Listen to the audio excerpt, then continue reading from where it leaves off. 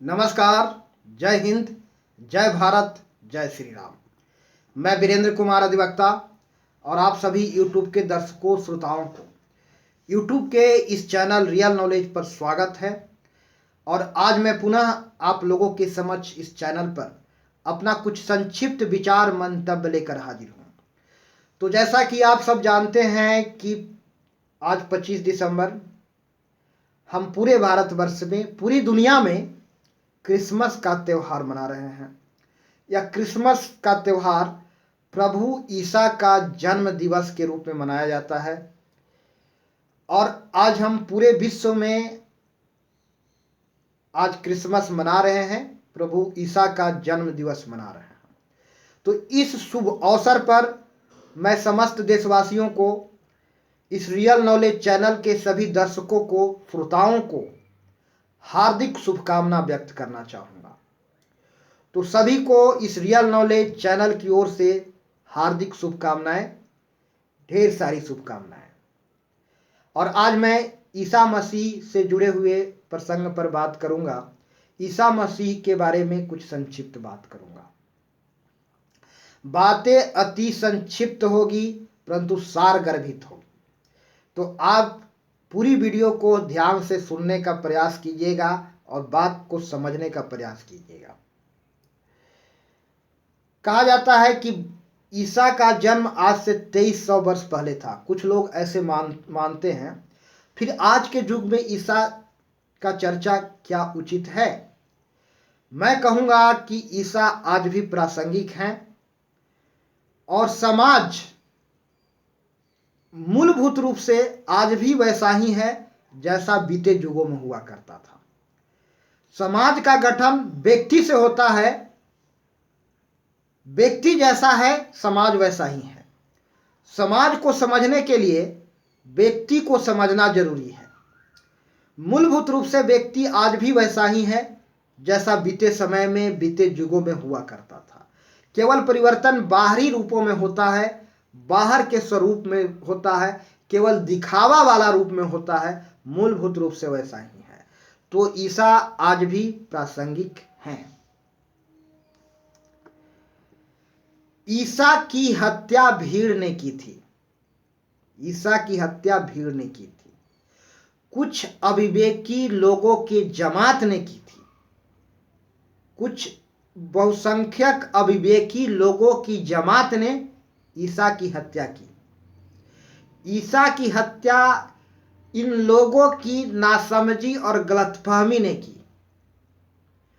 ईसा के बारे में गलतफहमी थी इन लोगों को, जिसके कारण इनकी हत्या हुई।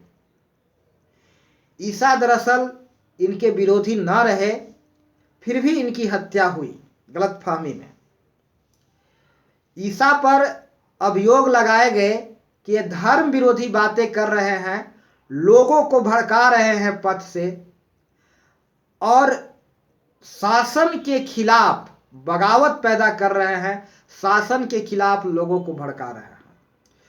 उस युग के पूंजीपति लोग, धनाढ़ लोग, तथाकथित संभ्रांत लोग, उस युग के एलाइट क्लास के लोग गरीबों पर शोषण अत्याचार ढाते थे, जिसका ईसा विरोधी थे। और कानून व्यवस्था इन संभ्रांत लोगों के हितैषी हुआ करती थी। इनके हितैषी हुआ करती थी कानून व्यवस्था, इनके पक्षकार हुआ करते थे। तो ईसा की हत्या अविवेकी लोगों की भीड़ ने की थी, बहुसंख्यक अविवेकी लोगों की। तत्कालीन दंडा अधिकारी, शायद उनका नाम पिलातुस था, वह ईसा को बचाने का भरसक प्रयास किए लेकिन नहीं बचा सके। इनकी बात को भीड़ नहीं सुन पाया, इनकी बातों को भीड़ ने नहीं सुना और सिर्फ ईसा की मृत्यु दंड की मांग उठती रही। और ये मृत्यु दंड की मांग एक अविवेकी बहुसंख्यक भीड़ जमात के द्वारा उठती रही और ईसा की मृत्यु के लिए मजबूर सूली तक ले जाया जाता है घसीट करके।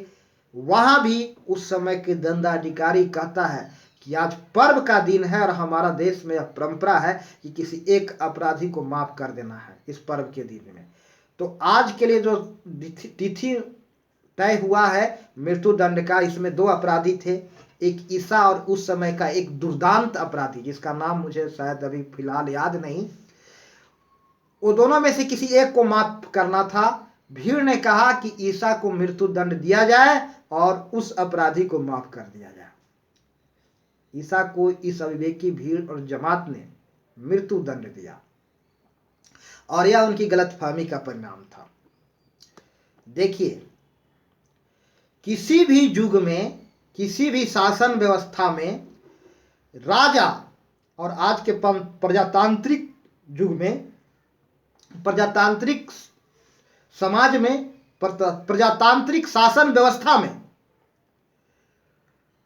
आज की सरकारें राजा मानिंदी हैं और राजतंत्रीय व्यवस्था में राजा अकेला राज नहीं करता था और वह कहना कि वह पूर्णतः स्वच्छंद उन्मुक्त हुआ करता था, निरंकुश हुआ करता था, स्वेच्छाचारी हुआ करता था, वो जो चाहे सो कर सकता था, जैसा चाहे वैसा कर सकता था। ऐसी बात नहीं है धरातल पर। चाहे वह राजतंत्रीय समाज हो या लोकतांत्रिक समाज हो, आज के लोकतांत्रिक समाज में सरकारें राजा मानिंदी हैं और यह अपने समर्थकों के साथ राज करता है, अपने समर्थकों से के समर्थन लेकर के राज करता है। राजतंत्रीय युग में भी राजा अपने समर्थकों के साथ राज करता था, अकेला राज नहीं करता था और वह समर्थक अविवेकी लोगों के भीड़ हुआ करती थी, अविवेकी बहुसंख्यक लोगों की जमात हुआ करती थी। चलिए मैं बात को आगे बता रहा हूं।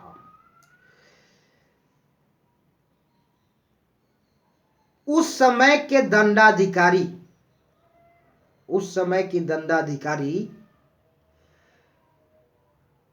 यीशु को दंड देना नहीं चाहते थे, मृत्यु दंड देना नहीं चाहते थे, मैं पूर्व में बता चुका हूं। लेकिन भीड़ के बर्बर मांग के सामने वह विवश थे, भीड़ के मांग के सामने वह विवश थे। और मैंने कहा कि राजा लोगों के समर्थन से राज करता था। इतिहास इस बात की साक्षी है कि राजतंत्र में राजा हमेशा से बदले जाते रहे हैं, राजा के खिलाफ भी बगावत हुई, विद्रोह हुआ और राज सत्ता में, राजतंत्र में भी सत्ता परिवर्तन होते रहे हैं, एक व्यक्ति की जगह पर दूसरे राजा बनता रहा है। इतिहास इस बात का प्रमाण है। एक वंश के बाद, एक वंश के जगह बाद फिर दूसरा वंश के लोग वंश राज सत्ता पर काबिज हुआ। इतिहास इस बात का प्रमाण है। तो सत्ता में परिवर्तन होता रहा है, एक हाथ से दूसरे हाथ में सत्ता के बागडोर जाते रहे हैं। राजतंत्र में भी ऐसा होता है, लोकतंत्र में भी ऐसा हुआ है। लेकिन राजा भी कुछ अपने समर्थकों के साथ राज करता है, निरंकुश इकलौता निरंकुश राज नहीं करता। राजतंत्र में भी वैसा ही हुआ करता था। तो यह समर्थक, बहुसंख्यक समर्थक अविवेकी भीड़, अविवेकी लोगों के, बहुसंख्यक अविवेकी लोगों के जमात मात्र है और यह आज भी युग में भी यह बात प्रासंगिक है और उन्हीं समर्थकों के साथ लेकर के सरकारें चलती है। सरकारों की यह व्यवस्था होती है कि उसके खिलाफ नहीं जा सकते। अगर उनके खिलाफ जाएंगे तो फिर सत्ता से हाथ धोना पड़ेगा और सत्ता से इनको पच्युत, पद से पच्युत होना पड़ेगा, सत्ता से इनको हाथ धोना पड़ जाएगा। तो इन समर्थकों के साथ राज करते हैं लोग, चाहे वह राजतंत्र में हो या लोकतांत्रिक सरकारें हों। इन समर्थकों के साथ लेकर चलते हैं और इन समर्थकों के साथ ही शासन करते हैं, नहीं तो फिर राज सत्ता से हाथ धोना पड़ेगा। और यह बात आज उस युग में न्यायालय भी राज सत्ता के अधीन हुआ करता था और आज भी यह बात प्रासंगिक है कि न्यायाधीश, दंडाधिकारी यह जानते हुए कि अमुक आदमी निर्दोष है या फिर अमुक आदमी दोषी है, उसको सजा नहीं दे सकते जब तक इस साक्ष्य उपलब्ध नहीं हो। इनकी भी व्यवस्था है, व्यवस्था है। इनकी व्यवस्था यह है कि या तो शासन व्यवस्था के समर्थन में रहें, शासन व्यवस्था के साथ खड़ा रहें या फिर नौकरी से हाथ धोने के लिए तैयार रहें। यह व्यवस्था आज के युग के भी आला अधिकारियों की है, भले ही वह दंडाधिकारी क्यों न हो। और यह व्यवस्था उस जमाने की आला अधिकारियों की हुआ करती थी, उस जमाने की दंडाधिकारी का भी हुआ करता था। इसलिए न चाहते हुए भी पिलातुस उस समय के दंडाधिकारी ईसा को बचा नहीं सके। उस समय के दंडाधिकारी ईसा को पिलातुस बचा नहीं सका और भीड़ के सामने नतमस्तक हुए और भीड़ के सामने भीड़ के बात मानने के लिए विवश हुए और ईसा को मृत्युदंड मिल जाती है। तो बात आज भी उतना ही उस युग की जमाने और आज के जमाने में कोई खास फर्क नहीं है। ईसा से जुड़ी हुई घटनाएं, ईसा से जुड़ी हुई कथा कहानी आज भी प्रासंगिक है, आज के युग में भी प्रासंगिक है और आज के युग में भी उपयोगी है। आज के समाज को भली भांति समझने के लिए इतिहास को भी थोड़ा पढ़ना जरूरी है। तो आज का चर्चा इतना ही।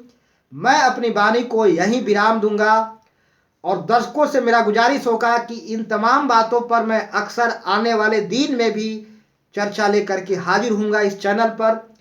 फिलहाल आज के लिए इतना ही और दर्शकों से मेरा गुजारिश है कि आप वीडियो को देखें, जनहित में लोगों को दिखाएं, शेयर करें। और अंत में फिलहाल मैं सभी दर्शकों को प्यार भरा नमस्कार बोलना चाहूँगा। तो सभी को प्यार भरा नमस्कार। जय हिंद, जय भारत, जय श्री राम।